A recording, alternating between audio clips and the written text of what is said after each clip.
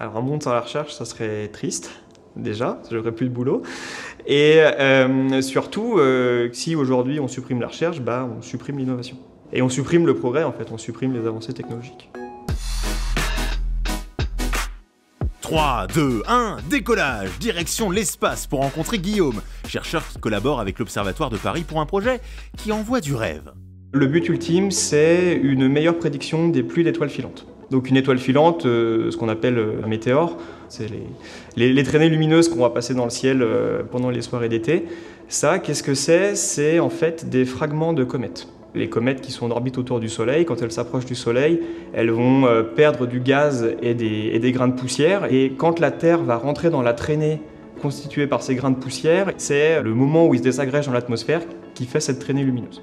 Waouh, c'est beau ce que tu dis. Eh bah figure-toi que ce week-end j'étais dans les Pyrénées et j'ai visité les stations d'observation avec lesquelles tu travailles. Ils utilisent des caméras hypersensibles. C'est des caméras qui envoient des images toutes les secondes.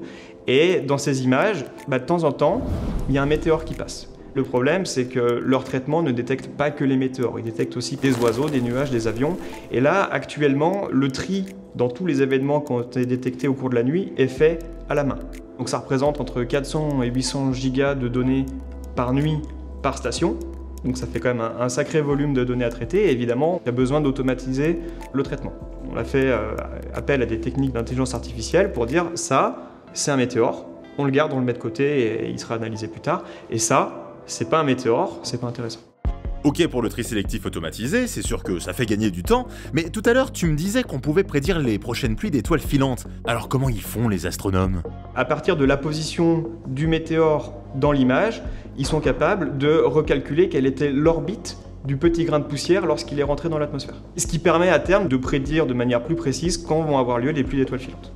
Bon, nickel, je vais pouvoir caler mon prochain date en fonction des étoiles. Plus sérieusement, c'est magique ce que permet la recherche. Mais ça doit prendre du temps parfois, non? Il y a des fois où on se tape la tête contre les murs pendant plusieurs mois, voire même plusieurs années, avant de réussir à faire déboucher nos travaux, quoi.